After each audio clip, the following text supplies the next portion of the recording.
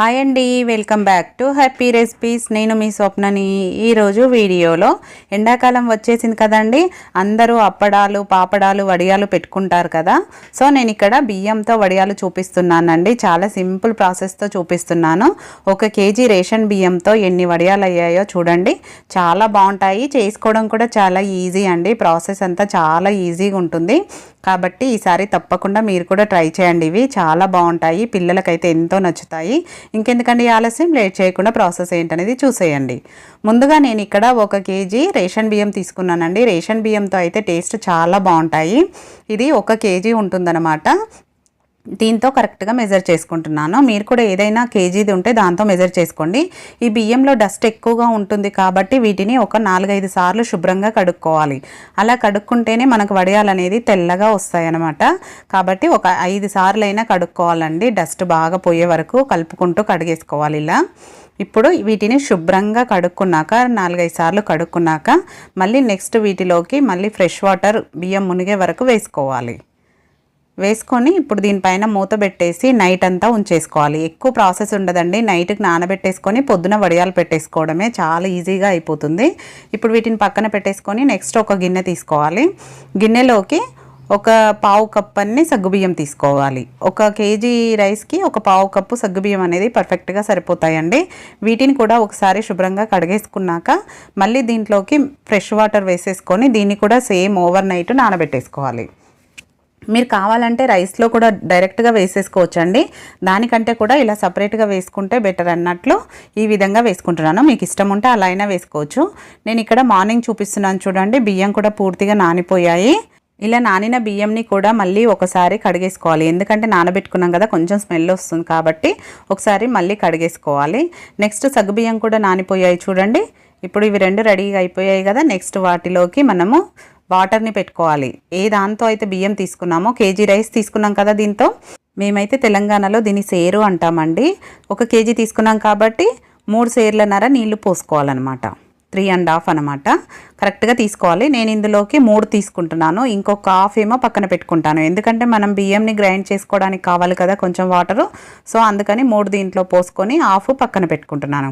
ఇప్పుడు దీన్ని స్టవ్ పైన పెట్టేసుకోవాలి. వాటర్ అనేది మరగాలి కాబట్టి దీన్ని స్టవ్ పైన పెట్టేసుకొని నెక్స్ట్ మనం బియ్యంని గ్రైండ్ చేసుకోవాలి. బియ్యంని కూడా ఒకసారి కడిగేసుకున్నానండి. కడిగేసుకున్న బియ్యంని ఇప్పుడు డైరెక్ట్గా మిక్సర్ జార్లోకి వేసేసుకోవాలి. దాంట్లో ఎంతవరకు పడుతుందో అంతే వేసుకోవాలండి, మరీ ఎక్కువ వేసుకోవద్దు.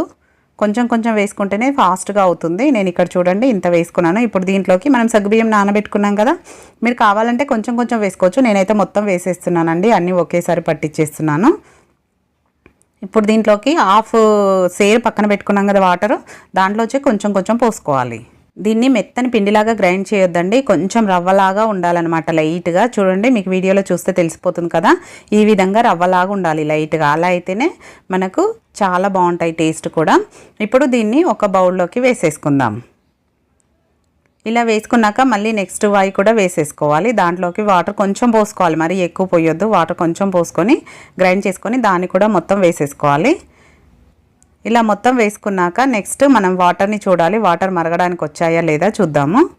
లేదండి ఇంకా వాటర్ మరగడానికి రాలేదు కాబట్టి మళ్ళీ మూత పెట్టేసి వాటర్ మరిగే వరకు చూడాలి. చూడండి ఇప్పుడు వాటర్ మరగడానికి వచ్చాయి కదా. ఇప్పుడు దీంట్లోకి మనం వడియాలకు సరిపడా, టేస్ట్కి సరిపడా ఉప్పు వేసేసుకోవాలి. మీరు కావాలంటే లాస్ట్లో ఒకసారి చెక్ చేసుకోవచ్చు కూడా టేస్ట్. ఇప్పుడు ఈ వాటర్ మరుగుతున్నాయి కాబట్టి దీంట్లోకి మనం గ్రైండ్ చేసుకున్న మిశ్రమంని కొంచెం కొంచెంగా వేసుకోవాలి. దీనికి మాత్రం 2 ఉండాలండి, ఒకరు కలుపుతూ ఉంటే ఒకరు వేసుకోవాలి. లేదంటే బియ్యంది కదా ఉండలు కట్టేస్తుంది. ఫ్లేమ్ని లో ఫ్లేమ్లో పెట్టుకొని ఇలా కలుపుకుంటూ వేసుకోవాలి. ఇలా మొత్తం వేసుకున్నాక కూడా మనము కలుపుతూనే ఉడికించుకోవాలండి, దగ్గరే ఉండి కలుపుతూ ఉడికించుకోవాలి. లేదంటే అది ఉండలు కట్టేస్తుంది, అడుగుకు పట్టేస్తుంది. కాబట్టి అడుగు మందంగా ఉన్న గిన్నెలోనే చేసుకోండి ఇది. అలా అయితే మనకు అడుగు మాడకుండా ఉంటుంది, పర్ఫెక్ట్గా వస్తుంది. ఇలా కలుపుతూనే ఉడికించుకోవాలి, అస్సలు పక్కన కూడా వెళ్ళొద్దు, దగ్గరే ఉండి ఇలా కలుపుకుంటూ ఉడికించుకోవాలి. నేను ఈ విధంగా కలపగానే లైట్గా ఉన్నాయి, కాకపోతే అవి పర్వాలేదండి, మనం చేయితో ఒత్తుకుంటూ పెట్టేసుకోవచ్చు. ఉండలు అనేది కట్టకుండా చూసుకోవడం మెయిన్ ఇంపార్టెంట్ అనమాట ఇక్కడ. ఇలా కలుపుతూ ఉడికించుకుంటే మూత పెట్టేసుకొని మీడియం ఫ్లేమ్లో పెట్టుకొని మధ్య మధ్యలో కలుపుతూ ఉడికించుకోవాలి. ఇలా కొంచెం దగ్గర పడినాక దీంట్లోకి 2 టేబుల్ స్పూన్ల జీలకర్ర వేసుకుంటున్నాను. జీలకర్ర కావాలంటే ముందే వేసుకోవచ్చు, కానీ జీలకర్ర ముందు వేస్తే మనకు మొత్తం ఎల్లో కలర్ అయిపోతుందండి. సో అందుకని ఇలా లాస్ట్లో వేసుకున్నాం అనుకోండి కలర్ అనేది చేంజ్ అవ్వకుండా వైట్గా ఉంటుంది. ఇలా జీలకర్ర వేసుకున్నాక మొత్తం అంతా కలిసేలాగా కలుపుకున్నాక ఇప్పుడు లో ఫ్లేమ్లో పెట్టుకోవాలి. లో ఫ్లేమ్లో పెట్టేసుకొని మూత పెట్టేసి ఉడికించుకోవాలి. అయినా కూడా మధ్య మధ్యలో కలుపుతూనే ఉండాలండి, వెంటనే దగ్గరే ఉండి కలుపుకుంటూ ఉండాలి. చూడండి ఇలా వీడియోలో చూపిస్తున్నట్టు పూర్తిగా దగ్గర పడినట్టే ఉంది. ఇప్పుడు ఒకసారి మొత్తం కింది నుంచి బాగా కలిపేసుకోవాలి, అడుగు పట్టకుండా ఉంటుందన్నమాట మనం ఇలా కింది నుంచి కలుపుకోవడం వల్ల. కలపడానికి కూడా కొంచెం కష్టంగా ఉంటుందండి, ఇద్దరు ఉంటే ఒకరు పట్టుకుంటే ఒకరు కలపడానికి ఈజీగా ఉంటుంది. ఇప్పుడు స్టవ్ ఆఫ్ చేసేసుకోవాలి. రెడీ అయిపోయిందేమో ఒకసారి మీరు ఇలా చూసుకోండి, రవ్వలాగా ఉంది కాబట్టి మనకి ఈజీగా ఉడికిందా లేదా అనేది కూడా తెలిసిపోతుంది. మెత్తగా అయిపోయిందండి. ఇప్పుడు స్టవ్ ఆఫ్ చేసేసుకొని దీన్ని కొంచెం చల్లారనివ్వాలి, వేడిగానే పెట్టొద్దండి, కొద్దిగా చల్లారే వరకు పక్కన పెట్టేసుకుందాము. చల్లారినాక డైరెక్ట్ పెట్టేసుకోవడమే.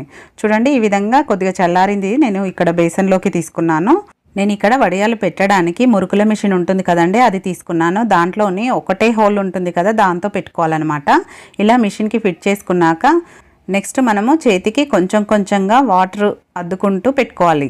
మిషన్ అనేది కరెక్ట్గా పెట్టుకోవాలండి, లేదంటే సైడ్ నుంచి వచ్చేస్తుంది పిండి. కాబట్టి కరెక్ట్గా పెట్టుకున్నాక ఇలా చెయ్యిని కొంచెం తడి చేసుకుంటే మనకు పిండి అనేది చెయ్యికి ఎక్కువ అంటుకోకుండా ఉంటుందన్నమాట.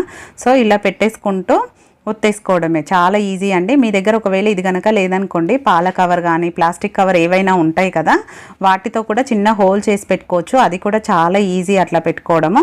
చూడండి డైరెక్ట్గా ఇలా కవర్ పైన పెట్టేసుకోవడమే. మనకు చిన్న సైజులో కావాలంటే చిన్నగా పెట్టుకోవచ్చు, పెద్ద సైజులో కావాలంటే పెద్ద సైజులో పెట్టుకోవచ్చు. మనకి ఎలా కావాలంటే అలా పెట్టుకోవచ్చు అండి.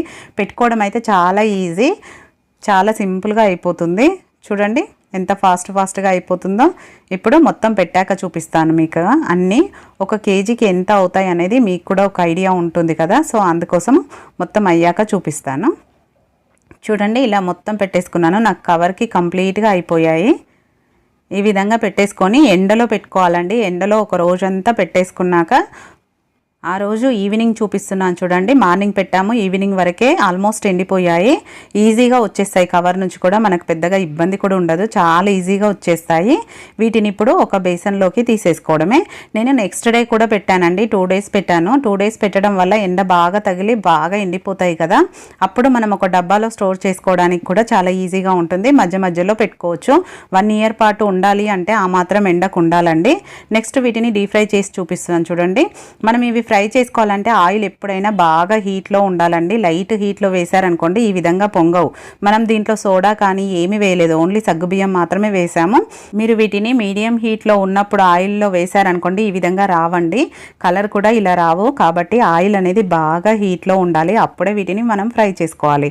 ఇంట్లో ఓన్లీ సాంబార్ పప్పు ఉన్నప్పుడు అంచుకు పెట్టుకోవడానికి, ఇంటికి ఎవరైనా గెస్ట్ వచ్చినప్పుడు కూడా అప్పటికప్పుడు వేసి ఇవ్వడానికి చాలా బాగుంటాయి. పిల్లలకు స్నాక్స్ లాగా కూడా బాగుంటాయి. కాబట్టి తప్పకుండా ట్రై చేయండి. ట్రై చేశాక మీకు ఎలా కుదిరిందో కామెంట్ పెట్టండి. వీడియో నచ్చితే లైక్ చేయండి, షేర్ చేయండి, సబ్స్క్రైబ్ చేసుకోవడం మాత్రం మర్చిపోకండి. Thank you.